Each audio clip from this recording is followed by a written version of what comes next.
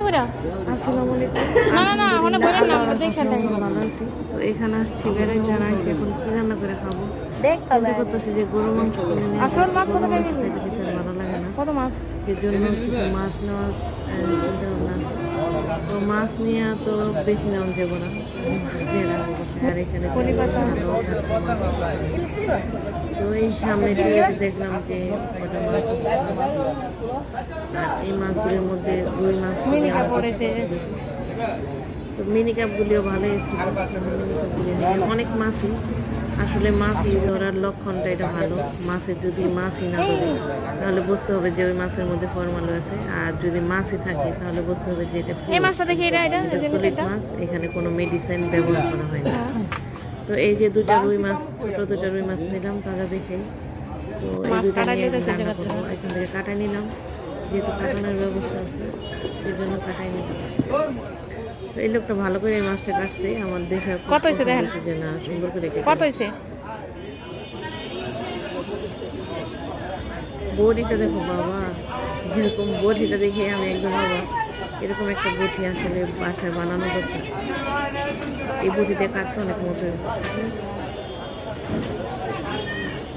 আমি চিন্তা করছি এরকম একটা বটি বানাবো।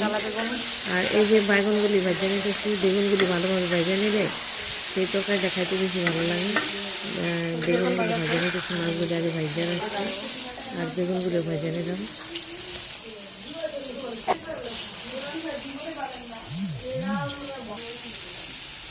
এখন দিয়ে দেবো সেই কড়ার মধ্যে পেঁয়াজ আর তেল দিয়ে মশলা দিয়ে ভালোভাবে কষা নিতেছে। যত ভালোভাবে কষানো যায় তরকারি তত বেশি মজা হয়। আর এই যে দিলাম আলুটাকে ভালোভাবে আলু দিয়ে কষা নিলাম। ভালোভাবে ভাজা ভাজা করে কষা নিয়ে দিয়ে দিলাম পানি,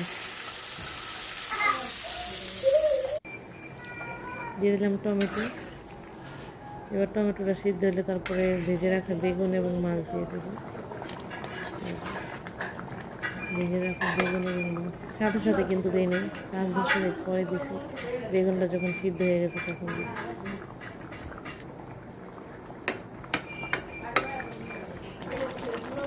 দিয়ে দিলাম একটু জিরা ফাঁকি।